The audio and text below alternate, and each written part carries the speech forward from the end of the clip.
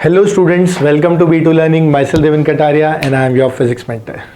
So I welcome you all to the fourth and the last part. जैसा कि मैंने बोला था कि बेटा एक छोटा सा पार्ट और लेंगे, राइट? उसमें कुछ कन्वेंशनल फॉर्मूलेस देखेंगे. So I am here with that, right? So let's start with the class. बेटा देखो, सबसे पहला जो पॉइंट हम यहाँ पे डिस्कस करना चाह रहे हैं, right, that is the safe speed of turn on horizontal rough road. What I mean by this is कि बेटा जब क्या होता है, कोई कार है और वो एक सर्कल टर्न लेना चाहती है सर्कल पे, राइट? तो कई बार ऐसा आपने देखा होगा ना कि बहुत तेज घुमाते हैं और स्किडिंग हो जाती है बाहर की तरफ, राइट? गाड़ी फिसल जाती है. So that should not happen, नहीं होना चाहिए, अच्छा नहीं है, ठीक है? तो हम वही रोकना चाह रहे हैं और उसी के लिए हम बताना चाह रहे हैं कि कम से कम ज़्यादा से ज़्यादा इतनी स्पीड पे टर्न लो कि आप फिसलो ना, सेफ स्पीड, ठीक है? ऐसे करके. तो देखो, अच्छे से समझने की कोशिश करना.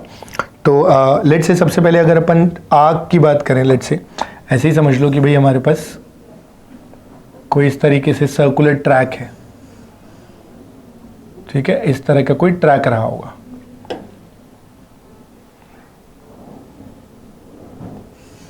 अरे सॉरी, ये रहा बेटा, ठीक है? ये अपना मान लो कोई सर्कुलर रोड है, ये ऐसे ऐसे घूम रहा है, करेक्ट? और यहां पर अपन क्या करते हैं बेटा, कोई एक कार ले लेते हैं, ठीक है? इस तरह की, लेट्स से कोई कार है, अलग शेप की है, ठीक है? और ये कार क्या कर रही है बेटा, इस तरफ टर्न ले रही है विद स्पीड v मीटर पर सेकेंड. बात समझ में आती है? ये अपना बेटा फ्रंट व्यू है, यानी सामने से देखिए हमें कार के ऐसे टायर्स दिख रहे होंगे और ये कार ऐसे घूम रही होगी. ये बिल्कुल टर्न ही लेने चाह रही है, ठीक है? बोले ठीक है सर. अब यहाँ पे बेटा अपन जब फ्री बॉडी डायग्राम इसका बनाते हैं, बहुत ही आसान है, इसलिए बता रहा हूँ. एक क्या लगेगा बेटा, mg नीचे की तरफ, ऊपर की तरफ इस पे क्या लगेगा बेटा, नॉर्मल फोर्स, ठीक? इसके अलावा अगर मैं बात करता हूं तो बेटा सेंट्रीफ्यूगल जो लगेगी, अब तो हमने खूब प्रैक्टिस कर रखी है, सेंट्रीफ्यूगल लगेगा mv² बाय आउटसाइड. और ये इसे क्या करेगा, आगे फिसलाना चाहेगा बाहर की तरफ. तो इसको रोकने के लिए बेटा यहाँ पे एक नई फोर्स आ जाएगी, या अपने काम की फोर्स आ जाएगी, जिसे हम लोग क्या कहते हैं, फ्रिक्शन. ये फ्रिक्शन कहाँ आएगा, इस तरफ. तो इस पर 4 फोर्सेस काम कर रही है. नॉर्मल ऊपर, mg नीचे, mv² बाय बाहर धक्का देना चाहती है, फ्रिक्शन रोकना चाहती है.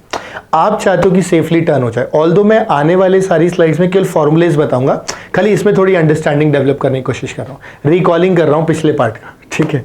तो ऐसे केस के लिए बेटा अगर यहाँ से देखेंगे, so one thing that we can write is normal. ये हमारे पास किसके बराबर आएगा, mg के बराबर. और दूसरी चीज, मैं ये चाहता हूं कि स्किडिंग ना हो, तो स्किडिंग नहीं होने के लिए फ्रिक्शन हमेशा ग्रेटर देन और इक्वल टू जो धक्का देने या बाहर फेंकने वाली फोर्स है, दैट इज सेंट्रीफ्यूगल. फ्रिक्शन की जगह मैं लिख सकता हूं बेटा mu into normal greater than और equal to mv² by r. और यहां से बेटा अपन फर्दर लिख सकते हैं कि भाई म्यू n की जगह क्या डाल देंगे, mg ग्रेटर देन और equal to mv² by r. यहां से अगर देखेंगे बेटा तो देखो अपने पास m से m क्या हो जाएगा, कैंसिल.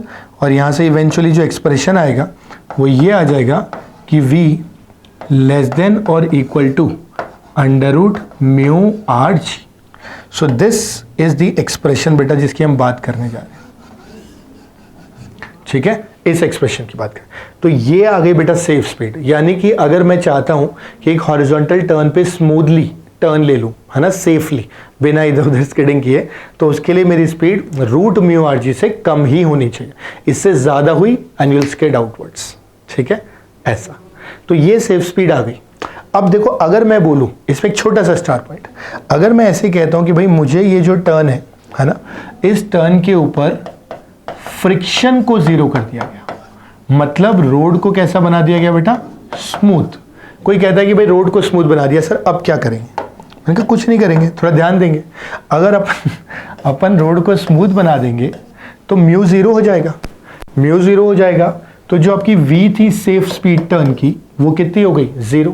और बेटा वो 0 होने का मतलब अब आप 0 स्पीड से टर्न लो. आप बोलोगे सर 0 स्पीड से कैसे टर्न लेंगे? मैंने कहा तो मत लो. बात इतनी सी है कि आप टर्न ले ही नहीं सकते. तो यानी हॉरिजॉन्टल रोड पे स्मूथ टर्न के लिए, सेफ टर्न के लिए, you will have to have a speed of less than और equal to root mu R G. और अगर फ्रिक्शन गायब कर दिया तो सेफ टर्न की स्पीड खत्म हो जाएगी. फिर आप बोलोगे सर इसका मतलब फिर पहाड़ों पे क्या होगा, वहां तो बहुत स्नोफॉल होता है, बारिश होती है, पानी गिरा होता है, फ्रिक्शन कम होता है, तो क्या वो सर्कुलर टर्न नहीं ले सकते क्या? ले सकते हैं, उसके लिए इंजीनियरिंग करनी पड़ती है थोड़ी सी, उसके लिए फिर हमें रोड्स की बैंकिंग करनी पड़ती है। बैंकिंग का मतलब जैसे ये जो रोड है ना, इसका एक सिरे को थोड़ा उठा दिया जाता है, अगर आपने कभी ध्यान दिया हो, फिर वो ऐसे घूमता है, मौत का कुआं नहीं होता थोड़ा सा, वो ज़्यादा स्टीप होता है, थोड़ा कम कर दिया, तो इस तरीके से। या फिर F1 रेसिंग ट्रैक्स का भी देखोगे तो थोड़े से एक हिस्से से उठे होते हैं और एक हिस्से से नीचे होते हैं, इसे बैंक्ड रोड्स कहा जाता है। So that is the reason of banking of the roads, correct. तो अभी तो हमने हॉरिजॉन्टल रोड लिया है, इसी रोड को थोड़ा सा टिल्ट कर देता तो फिर ये बन जाता बैंक्ड रोड। अगला पॉइंट वही है, इसलिए यहाँ पे इंट्रोड्यूस किया। क्लियर? तो दोनों पॉइंट बेटा अच्छे से ध्यान देना, ठीक है। एक बार इसको अच्छे से कॉपी कर लो, फिर आगे वाले स्लाइड्स को समझो, ठीक है। पॉज इट हियर, अंडरस्टैंड, मैं आगे बढ़ रहा हूं। देखो बेटा, नेक्स्ट इज, जैसा कि मैं कह रहा था, है ना, बैंक्ड रोड, करेक्ट, यही बोला था मैंने बेटा, banked road, banked rough road. तो देखो बैंक्ड रोड कैसे क्या होता है, मैं थोड़ा सा समझा देता हूँ, हल्का आइडिया देता हूँ बेटा। जैसे ये नॉर्मल रोड है अगर हॉरिजॉन्टल, तो इसकी जगह इसको थोड़ा सा टिल्ट कर दिया, इस तरह के रोड को बैंक्ड रोड कहते हैं। अगर यहाँ पे अपन अपनी कार बनाते हैं तो ये कुछ इस तरह की कार है, ये अपने टायर्स, ठीक है। और यहाँ पर अगर देखेंगे तो बेटा ये भी सर्कुलर टर्न तो ऑफकोर्स ले ही रहा होगा, तो ये कुछ एक ऐसे सर्कल में टर्न लेगा। और इसकी स्पीड की अगर बात करेंगे तो ऑफकोर्स इसकी स्पीड टेंजेंट के अलॉन्ग कितनी रह रही होगी, कुछ v, ये इस तरीके से टर्न ले रहा होगा, राइट। अब बेटा यहाँ पर जो स्पीड निकल के आती है ना, देखो पहाड़ जैसे ही तो हो गया एक तरीके से। अब यहाँ पर अगर मैंने बहुत धीरे धीरे टर्न लिया तो मेरी गाड़ी अंदर फिसल जाएगी। आप सोचो ना, अगर पहाड़ के ऊपर आपने गाड़ी पार्क कर दी तो फिसल सकती है ना, तो बहुत धीरे धीरे चलोगे तो अंदर फिसल सकती है, और बहुत फास्ट जाओगे तो बाहर स्किड कर सकते हो ऊपर की तरफ। तो यहाँ पे क्या होता है, ये इधर भी आ सकता है और इधर भी आ सकता है, इसलिए यहाँ पे स्पीड ना तो बहुत कम होनी चाहिए ना तो बहुत ज्यादा होनी चाहिए, एक रेंज होनी चाहिए मिनिमम से लेकर के मैक्सिमम तक, करेक्ट। इसलिए जब यहां पर बेटा सेफ स्पीड की बात की जाती है तो ये जो सेफ स्पीड होती है टर्निंग की बेटा, वो सेफ स्पीड ग्रेटर देन और इक्वल टू v मिनिमम होती है एंड लेस देन और इक्वल टू v मैक्स होती है, यानी मिनिमम से ज्यादा और मैक्सिमम से कम। फिर आप बोलोगे सर ये तो समझ में आ गया, पर मिनिमम मैक्सिमम कहां से निकालेंगे? मैं उसका एक्सप्रेशन बता देता हूं आपको। अगर मैं बात करता हूं बेटा v मैक्स की, लेट से, ठीक है, तो जो v मैक्स का एक्सप्रेशन आता है दैट इज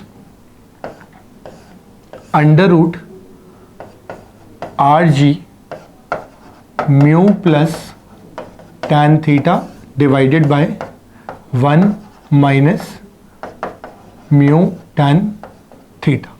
ये इस तरह का एक्सप्रेशन आएगा बेटा, right, mu plus tan theta upon 1 minus mu tan theta R G के साथ। ये जो एक्सप्रेशन निकल के आ गया, ये किसका निकल के आ गया? वी मैक्स का। कोई बोलता है सर वी मिनिमम के लिए क्या करेंगे फिर हम लोग? देखो समझाता हूं बेटा, वी मिनिमम की अगर बात करेंगे तो वी मिनिमम के लिए ऐसे समझना बेटा कि एक्सप्रेशन तो सेम ही रखेंगे, द ओनली डिफरेंस इज कि जहां जहां म्यू प्लस में था वहां वहां किस में डालना है? माइनस। तो ये बनेगा minus mu plus tan theta upon 1 plus mu tan theta. समझ गए बात को? यानी इससे ज्यादा और इससे कम, इससे और इसके बीच में रहनी चाहिए, तब जाकर आप सेफली टर्न ले सकते हो on a rough banked road.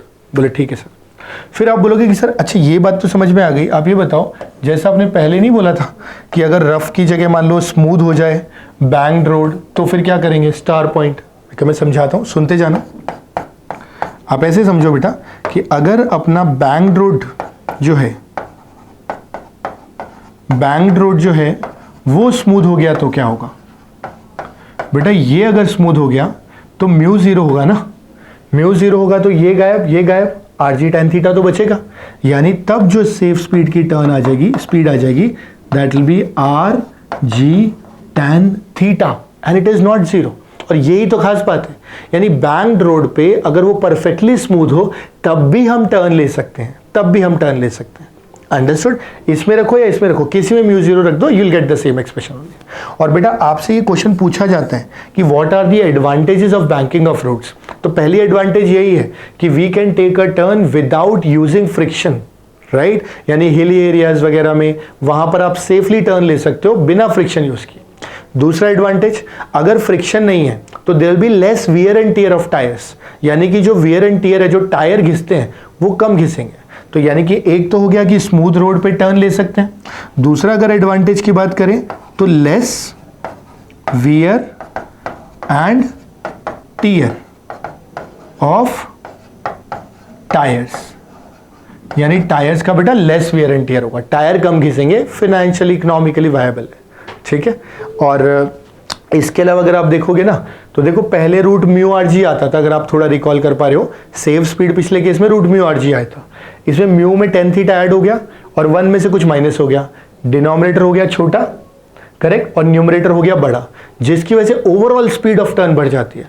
तो जैसे F1 रेसिंग कार्स नहीं होती हैं, उसके अंदर बेटा बहुत फास्ट स्पीड पे टर्न लेना होता है, तो ये क्या करता है, सेफ स्पीड की जो अपर लिमिट है उसे भी बढ़ा देता है, ठीक है।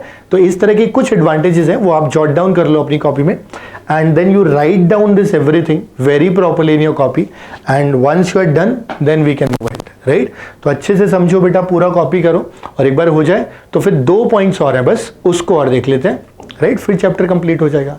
ऐसे अच्छा लगता है ना सुन के कि चैप्टर खत्म होने वाला है, ठीक है। तो चलो कॉपी करो इसको अच्छे से ना, मैं आगे बढ़ता हूँ बेटा। ऑलराइट, सो ये वाला जो पॉइंट है ना बेटा नोट, ये अपन ने ऑलरेडी लिख लिया है ना। नोट के अंदर वही वाले पॉइंट थे कि what were the advantages of banking, smooth bank road होगा तो क्या, तो that we have done, right. अब देखो अगला जो पॉइंट है that is bending of cyclist, ठीक है।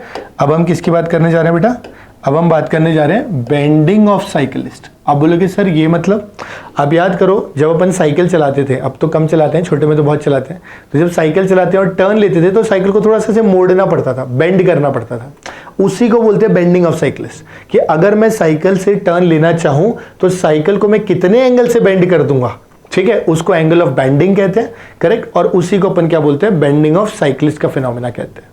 बात समझ में आती है बेटा। ये जो एंगल्स होते हैं ना, जैसे बेंडिंग का अभी एंगल की बात करेंगे, या पिछले केस में जैसे एंगल ऑफ बैंकिंग, जैसे ये जो था ना, मैं आपको एक बार रिकॉल कराता हूं, देखो ये वाला जैसे जो एंगल रहा होगा है ना, थीटा जो था, इस थीटा को जो है बेटा हम लोग क्या लिख सकते हैं, ये थीटा इफेक्टिवली हमारा एंगल ऑफ बैंकिंग है, ठीक है, एंगल ऑफ बैंकिंग। आपको इसको ध्यान रखना है, ये जो एंगल ऑफ बैंकिंग है ना, देखो इसको देने का तरीका भी क्या हो सकता है, जैसे टेन थीटा लिखना हो, ठीक है, तो आपको हो सकता है कि ये हाइट दे दे परपेंडिकुलर, और ये क्या दे दे, बेस। तो परपेंडिकुलर बाय बेस, एक तो ये बिल्कुल बेसिक लेमैन तरीका हो गया, परपेंडिकुलर बाय बेस, ठीक है। जहां पे आपको बोल देगा कि रोड की हाइट इतनी है और रोड की विड्थ इतनी है, तो जो विड्थ है वो बेस होगा और जो हाइट है वो क्या होगा, आपका परपेंडिकुलर होगा। यानी इसको अपन लिख सकते हैं बेटा हाइट अपॉन विड्थ। मैं बस ऐसे ही एडिशनल बता रहा हूं, ठीक है, एक तरीका तो ये। और कभी कभी पता है क्या करता है, स्लोप देने के लिए आपको एक लैंग्वेज यूज करता है, वो तो बहुत ही बच्चे कंफ्यूज करते हैं, इसलिए मेरे दिमाग में आ गया तो मैं बता रहा हूं। आपको कभी कभी बोल दिया जाता है स्लोप 1/20, मान लो ऐसा कुछ बोल दिया, स्लोप 1/20। अब बहुत सारे बच्चे इस बात से कंफ्यूज होते हैं कि सर स्लोप इन 1/20 लिखा हुआ है, स्लोप तो हम tan थीटा को बोलते हैं, तो शायद इसका मतलब tan थीटा 1/20 रहा होगा। रॉन्ग, यहां पर स्लोप इन 1/20 का मतलब हुआ बेटा sin थीटा जो है वो 1/20 है, फिर इससे अपने को tan थीटा निकालना पड़ेगा। तो ये बस आपको थोड़ा मिसगाइड करने के लिए डेटा यूज किया जा सकता है, तो ये दोनों चीजें याद रखना, ठीक है। एंगल ऑफ बैंकिंग का भी निकालना हो तो या तो परपेंडिकुलर यानी कि height of the road by width कर दो, और या फिर आपको स्लोप 1/20 गिवन है, मतलब sin थीटा 1/20। अब जब न्यूमेरिकल से टकराओगे और वहां ये डेटा यूज आएगा ना, तब याद आएगा कि हाँ सर ने पढ़ाया था, वरना ऐसे तो डायरेक्टली कोई एप्लीकेशन नहीं समझ में आएगी, ठीक है। चलो मैं वापस उसी पे चलता हूँ बेटा, आप चाहो तो कॉपी कर लो एक बार के लिए पॉज करके, है ना, मैं आगे बढ़ता हूँ। देखो बेटा ये था बेंडिंग ऑफ साइक्लिस्ट, तो मैं एक बार ये समझाता हूँ जरा, है ना, बेंडिंग ऑफ साइक्लिस्ट होता क्या है बेसिकली। आप ऐसे समझो कि बेटा अपने पास लेट्स से सबसे पहले कोई ट्रैक बना लेते हैं, सर्कुलर ट्रैक, ठीक है, मान लो अपने पास ऐसा कोई सर्कुलर ट्रैक है, और अब अपन क्या करते हैं, कोई एक साइक्लिस्ट लेते हैं, ठीक है, कोई लेट्स से एक साइकिल वाले भैया, ठीक है, ये साइकिल का टायर है बेटा, और ये इसका हैंडल है, और ये साइकिल वाला है जो चला रहे हैं, ऐसे मान लो, ठीक है। और ये क्या हुआ है बेटा, ये अपनी जगह से थोड़ा सा बेंड हो चुका है, ये मान लो वर्टिकल था, तो वर्टिकल से अगर अपन देखेंगे तो ये जो एंगल रहा होगा बेटा, ये एंगल कितना रहा होगा, थीटा, इसे बोलते हैं एंगल ऑफ बेंडिंग। अब यहां से अपने को बताना था कि भाई ये कितनी स्पीड से टर्न ले कि ये फिसले ना, गिरे ना। कहानी वही है, मैं बस समझा रहा हूं, हल्का सा समझा रहा हूं, ठीक है। जैसे कि यहां पर नॉर्मल रिएक्शन आएगा, यहाँ पे अपने पास mg आएगा, और सेंट्रीफ्यूगल कहाँ आएगा, बाहर की तरफ। तो अगर मैं कंपोनेंट लेना चाहूँ, डायरेक्ट एक्सप्रेशन भी लिख सकते हैं, मैं बस बता दे रहा हूँ। एन इधर आएगा तो इधर कितना आएगा, एन कॉस थीटा। इस तरफ अगर देखेंगे तो क्या आएगा बेटा, एन साइन थीटा। नीचे क्या आएगा, एम जी। यहाँ क्या आएगा, M V square by R. Again अब आप खुद से करके देखना है, एन कॉस थीटा बराबर क्या लिखना, M G. N sine theta बराबर क्या लिखना, M V square by R. जैसे ही दोनों लिखोगे बेटा, या मैं लिख देता हूँ आपके लिए, है ना, N cos theta equal to M G, N sine theta equal to M V square by are.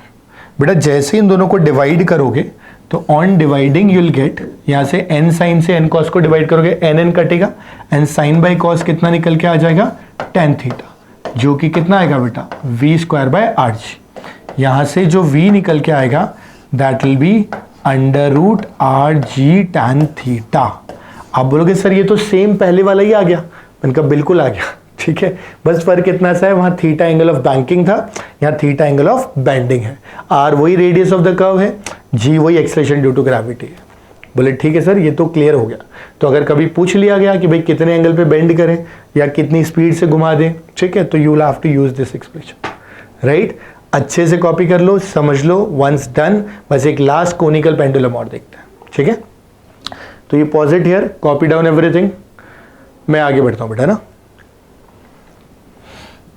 So this is the last topic of circular motion completely.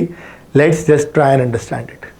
बेटा देखो कोनिकल पेंडुलम का मतलब क्या है, हमने क्या किया, कोई एक स्ट्रिंग ली, ठीक है, एक स्ट्रिंग ली, एक बॉल ली और उस बॉल को यहाँ पे स्ट्रिंग से बांध दिया, ठीक है।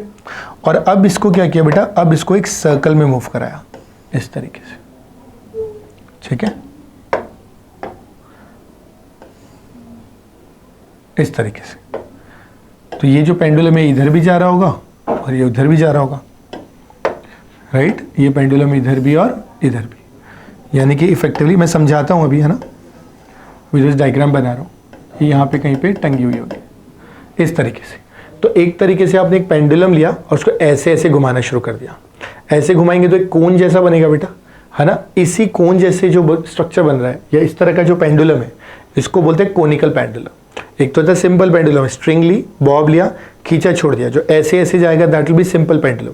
ऐसे ऐसे घूमेगा तो that will become conical pendulum. बेटा इसके अंदर भी एग्जैक्टली वही की वही कहानी हो रही है, कोई मुश्किल काम नहीं है। वही टेंशन इधर लग रही है, नीचे की तरफ सेम एम जी लग रहा है, बाहर की तरफ वही M V square by R लग रहा है। इसके अलावा अगर वर्टिकल से ये एंगल थीटा देखते हैं, ठीक है, जैसे मान लो वर्टिकल से अगर हम कहते हैं ये वर्टिकल है और यहाँ से बेटा अगर अपन कहते हैं कि भाई ये एंगल थीटा है, तो यहाँ पर भी अपन वर्टिकल बना दें अगर, तो अल्टरनेट एंगल से बेटा ये वाला एंगल भी क्या आएगा, थीटा, करेक्ट। अब यहाँ से अपन कंपोनेंट लेना चाहें तो again we can take the component और हम कह सकते हैं कि ऊपर की तरफ जो आएगा कंपोनेंट ये वाला, ये आएगा बेटा टी कॉस थीटा, इस तरफ आ जाएगा T sine theta. T sine theta equal to M V square by R, t cos theta equal to mg, and again we'll get the expression as v under root r g tan theta, same as before। यानी कोई भी नई चीज़ नहीं निकली, expression फिर भी same ही है। फिर बोलोगे कि सर कोई पॉइंट है जो ध्यान देने लायक है, तो हाँ है, एक पॉइंट है, वो ये है कि कभी कभी क्या किया जाता है बेटा, आपको कभी कभी आपको ये लेंथ एल दी जाती है, ये वाली, करेक्ट। और रेडियस तो अपने पास कौन सा होता है, रेडियस तो खाली इतना पार्ट होगा, ऐसा होगा ना बेटा, रेडियस इतना का इतना। तो ये जो आर होगा इस एल को रिलेट करने के लिए, ये एंगल थीटा है, तो थीटा से जब दूर जाते तो साइन बनता है, यानी this R can be written as L sine theta. ये जरूर ध्यान रखना। तो कभी भी अगर अपने पास ऐसा हो कि भाई अपने को लेंथ दे दे, एंगल दे दे और मुझे ये स्पीड का एक्सप्रेशन यूज करना हो, तो make sure that you convert L into R first. तो आपको आर मतलब इस सर्कल का रेडियस लिखना पड़ेगा बेटा, आर मतलब this circle radius, this is what R signifies, understood. इसका जरूर ध्यान रखना। और आपको आर ना देके इस केस में क्या देगा, जैसे बैंकिंग के क्वेश्चन आएगा तो रेडियस देगा, बेंडिंग में भी रेडियस देगा, यहाँ लेंथ ऑफ द स्ट्रिंग दे देगा। क्लियर? सो समझ अगर आ गया होगा तो आई गेस आ ही गया होगा, ठीक है। तो उसको अच्छे से कॉपी कर लो, समझ लो, कॉपी में जॉट डाउन कर लो। एंड इसके बाद बेटा पूरा सर्कुलर एक बार में गो थ्रू करके अच्छे से रिवाइज कर लो चारों lectures. And once you are done then practice lot of questions. जितने क्वेश्चन करोगे, जितनी ठोकर खाओगे, उतना सीखोगे, right. Then take the help of your teachers, take the help of the books, references, modules and everything, and make sure कि exam में question इस पे से आता है तो you get it perfectly correct, right? So I wish you all the best and I'll come up with the next unit, right? Meanwhile, you just pause it, copy it, and I'll meet you again. Bye bye, take care, beta. Thank you so much.